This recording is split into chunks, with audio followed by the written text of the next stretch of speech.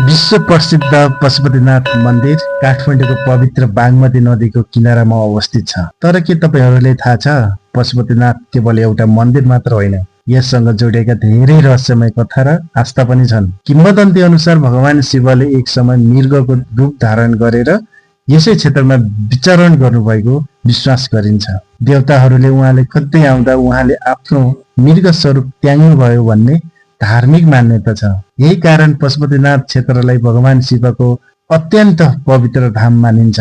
मन्दिरभित्र रहेको शिवलिङ्गलाई आफै प्रकट भएको शिवलिङ्गका रूपमा श्रद्धा गरिन्छ। यसको उत्पत्तिसँगै जोडिएका कथाहरू आज पनि भक्तजनहरूका लागि रहस्य र श्रद्धाको विषय बनेका छन्। अझ रोचक कुरा, पशुपतिनाथको मूल मन्दिरको गर्भगृहमा रहेको शिवलिङ्ग 4 दिशातर्फ फर्किएको मानिन्छ। 4 मुखले शिवका विभिन्न स्वरूपका प्रतिनिधित्व गर्ने धार्मिक विश्वास छ। बागमतीको किनार, आर्यघाटको वातावरण, मन्दिरका घन्टीको आवाज र ओम नमः शिवायको गुन्जनले पशुपति क्षेत्रलाई अझ ठाउँभन्दा बिल्कुलै फरक बनाउँछ।